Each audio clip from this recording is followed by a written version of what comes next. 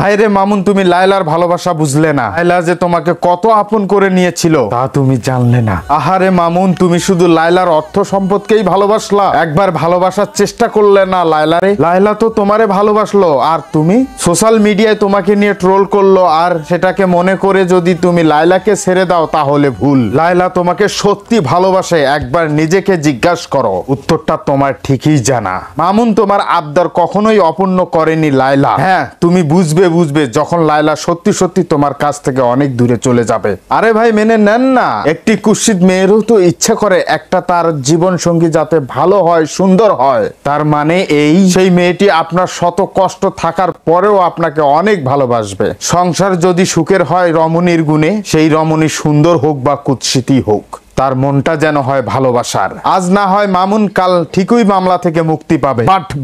But আসলেই মামুন কি সুখে থাকতে পারবে? ধরেন আপনি একটা মেয়ের সাথে 5 বছর সংসার করেছেন, হঠাৎ আপনারা দুজনেই আলাদা হয়েছেন। এখন আপনার স্ত্রী বা প্রেমিকা অন্যের হাত ধরে চলে যাবে।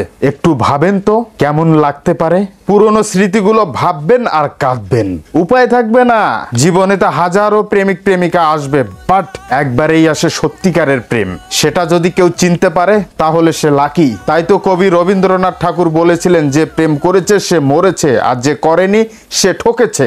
আজ আপনি সত্যিকারের ভালোবাসাকে আঘাত করে আপনি সুখে থাকতে পারবেন না, কারণ সত্যিকারের ভালোবাসার মানুষ যদি আপনাকে কখনোই ক্ষমা না করে। আজ মামুন যদি মনে করে লায়লাকে ছেড়ে সে ভালো থাকবে, সে তার অতীত ভুলে গেল। সত্যিকারের ভালোবাসার মানুষগুলো দেখবেন পুরোদমে বেহায়া হয়। শতবার ফিরিয়ে দেওয়ার পরেও, শতবার অপমান লাঞ্ছিত করার পরেও সে তার ভালোবাসার মানুষকে ছেড়ে যায় না। দিন শেষে নিজে কোনো দোষ না করে ভালোবাসার মানুষের কাছে ক্ষমা চায়, যেমনটি করেছিল লায়লা। মনে রাখবেন, একটা মেয়ে সোনা দানা বাড়ি গাড়ি কিচ্ছু চায় না, চায় শুধু একটা ভালো জামাই, ভালো মনের মানুষ। আর কিছু জানোয়ার আছে, এগুলো সুযোগ নিয়ে মেয়েদেরকে প্রতারণার ফাঁদে ফেলে। এর ফলে আজকাল ভালোবাসার মূল্য কমে যাচ্ছে। ভুল মানুষগুলো সুযোগ পাচ্ছে, আর সৎ মানুষরা প্রতারণার শিকার হচ্ছে। তাই কাউকে ভালোবাসার আগে 100 বার ভাবুন সে আসলেই আপনাকে ভালোবাসে কি না। মামুন তো ঠিকই জেল থেকে ফিরে আসবে। আসলে কি লায়লা স্মৃতিগুলোকে ভুলে থাকতে পারবে? না, এভাবেই শেষ হয়ে যাবে লায়লা মামুনের গল্প।